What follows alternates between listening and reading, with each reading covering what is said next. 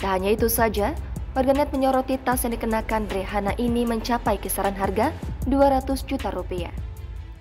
Heboh, hijab lancip Kepala Dinkes Lampung, pamer barang-barang mewah.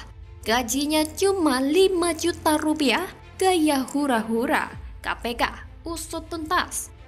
Ditulis oleh tim redaksi jurnal, dikutip dari berbagai sumber. Begitu juga di para pejabat. Pamer harta itu bisa mereka lakukan dengan berbagai gaya. Ada yang seperti orang-orang pajak kemarin itu dengan bikin klub motor besar. Ada yang bikin klub golf. Ada yang klub sepeda mahal dengan nilai sepeda yang ratusan juta harganya. Satu persatu pejabat Pemprov Lampung mulai dikuliti akun Twitter @partaisosmed. Hal ini buntut sikap dari pemerintah setempat yang bereaksi usai kritik keras yang disampaikan Bima Yudo Saputro melalui akun TikToknya. Terbaru, Kepala Dinas Kesehatan Provinsi Lampung, Rihanna, jadi bulan-bulanan warganet karena pamer tas mewah, yakni Hermes Birkin 40 Togoroge Domets. Akun Twitter @partaisosmed menyebut Rihanna sudah menjabat sebagai Kepala Dinas Kesehatan Provinsi Lampung selama 14 tahun. @partaisosmed juga mengungkapkan harga second tas Hermes Birkin tersebut saja hampir 200 juta. Dalam cuitannya berikut, akun @partaisosmed juga menyoroti anak Kepala Dinas Kesehatan Lampung yang pamer perhiasan. Berikutnya, akun tersebut juga mengunggah sebuah foto di mana Kepala Dinas Kesehatan Lampung mengenakan perhiasan mewah di jarinya, yang mana sudah menyaingi perhiasan Hotman Paris. Tak lama, usai foto-foto pamernya diviralkan @partaisosmed, Kepala Dinas Kesehatan Lampung itu terpantau menghapus foto-foto di akun Instagram pribadinya. Akun tersebut juga di-privat. Berdasarkan informasi resmi Pemprov Lampung, Rihanna merupakan ASN berpangkat Pembina Utama Madya atau dengan golongan 4D. Dengan demikian, Rihanna memiliki kisaran gaji sekitar 3 juta rupiah sampai dengan 5 juta rupiah, belum termasuk tunjangan. Ternyata nama Rihanna beberapa kali namanya terseret kasus dugaan korupsi. Namun Rihanna hanya di tahap sebagai saksi dan beberapa kali diperiksa. Seperti kasus tindak pidana korupsi pengadaan peralatan kesehatan atau Alkes, Puskesmas perawatan program pembinaan di Dinas Provinsi Lampung senilai 13,5 miliar rupiah. Pada bulan Februari tahun 2016, dalam kasus tersebut ada 3 orang yang menjadi tersangka, yakni Sudiono selaku PNS Dinas Kesehatan Lampung, Alfi Hadi Sugondo selaku Direktur PT Karya Pratama, dan Buyung Abdul Aziz selaku Marketing PT Karya Pratama. Di tahun 2013, kebijakan pengadaan bis rumah sakit keliling dan bis lain serta ambulan membuat nama Rihanna sempat terseret, namun ia diperiksa sebagai saksi. Dalam kasus ini, Majelis Hakim Pengadilan Negeri Tanjung Karang menjatuhkan vonis pada 2 ASN Dinkes Lampung, Wayan Aryani dan Laurentius Heri Purnomo dengan hukuman 1 tahun 4 bulan kurungan penjara. Tapi melihat total gaji bulanan Rihanna dan gaya hidupnya yang sangat glamour, sangat patut dicurigai bahwa ada kemungkinan dirinya terlibat dalam kasus tindak pidana korupsi. Terlebih dirinya sering terlibat dengan kasus tindak pidana korupsi tapi selalu lolos. Kemungkinan besar ada upaya-upaya menyelamatkan diri dari jerat hukum. Selain itu, 14 tahun jadi Kadinkes melebihi 2 periode batas keterpilihannya. Bukti bahwa provinsi ini autopilot, alias siapapun yang menang pemilihan kepala daerah yang gak bakalan ada perubahan berarti juga. Gak cuma di Lampung, beberapa daerah yang terindikasi basah harus dinotis dengan benar. Bahaya kalau terus seperti ini. Kualitas pejabat Indonesia nggak akan pernah bisa berubah lebih baik. Adakah trik khusus dari para pemegang otoritas agar fenomena flexing dan hedonisme para awak negara ini bisa dikikis? Manusia pada dasarnya adalah makhluk yang secara naluriah ingin menghindari rasa sakit dan penderitaan. Akan tetapi, terkadang naluri ini justru menjebak kita dalam gaya hidup hedonis. Dengan munculnya beragam aktivitas dan sarana entertainment, saat ini hedonisme adalah salah satu masalah umum dalam masyarakat. Meski tampak mewah dan menyenangkan, nyatanya dampak hedonisme tidak selalu positif, terutama untuk kesehatan finansial jangka panjang. Bagaimana kalau menurut Anda?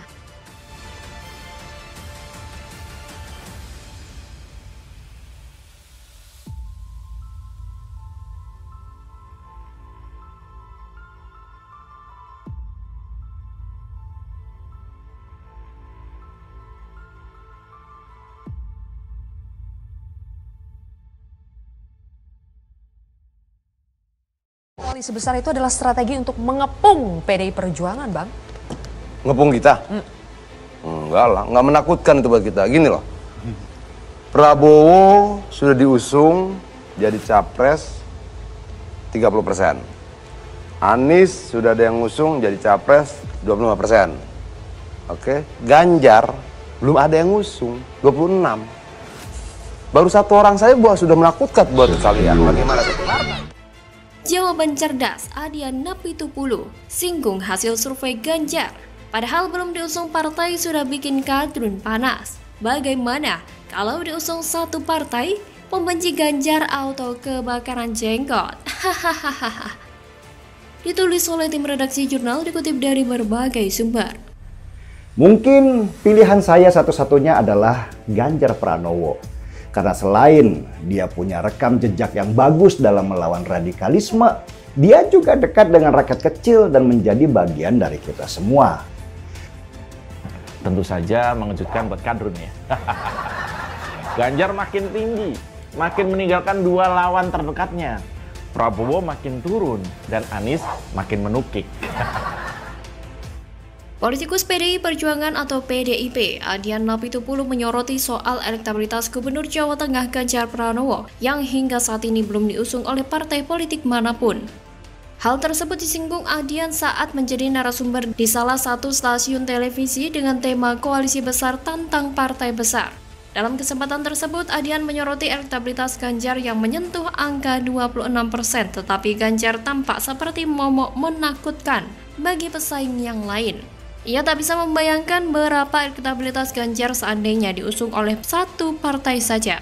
Pasalnya, dua kandidat calon presiden lainnya sudah diusung partai politik. Prabowo Subianto yang diusung oleh Koalisi Kebangkitan Indonesia Raya memiliki elektabilitas 30%, sementara Anies Baswedan yang diusung oleh Koalisi Perubahan untuk Persatuan memiliki elektabilitas 25%.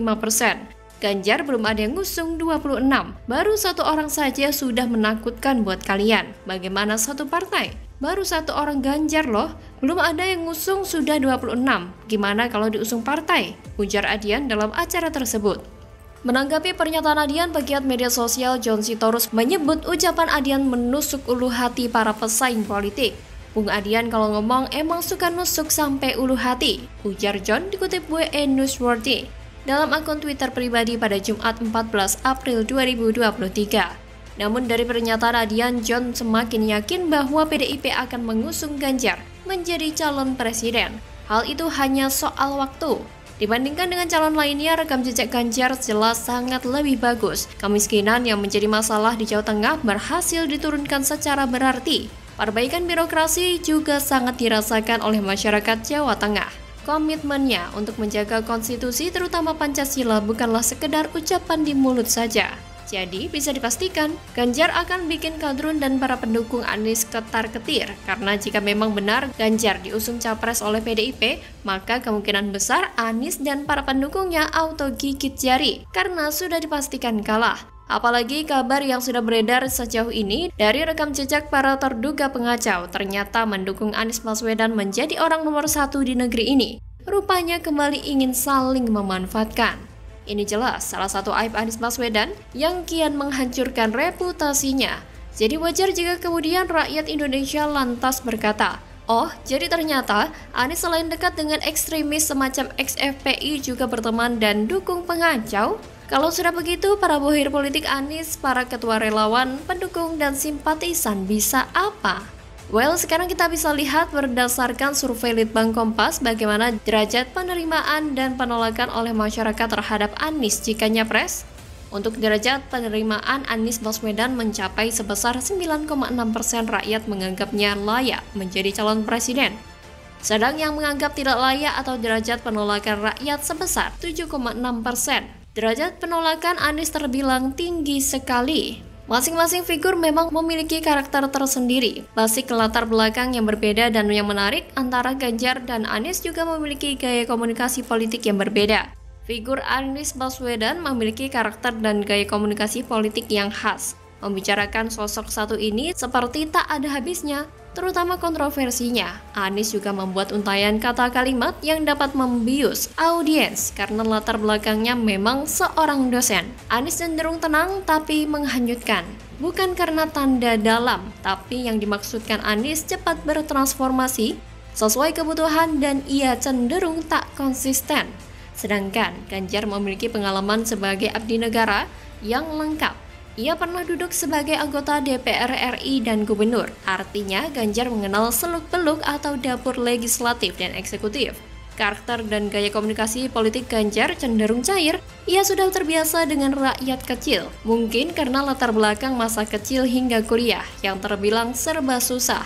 Mungkin karena itu sedikit tidaknya membentuk karakternya tersebut. Maka dengan demikian, jika berdasar data dan fakta di atas, Anies oleh rakyat Indonesia dipandang tak layak menjadi calon presiden Republik Indonesia. Bagaimana kalau menurut Anda? Ya, mau berapapun keuntungan Nasdem dengan membakal capreskan Anies ini, saya meyakini nggak sepadan dengan resiko saat ini yang dihadapi oleh Nasdem.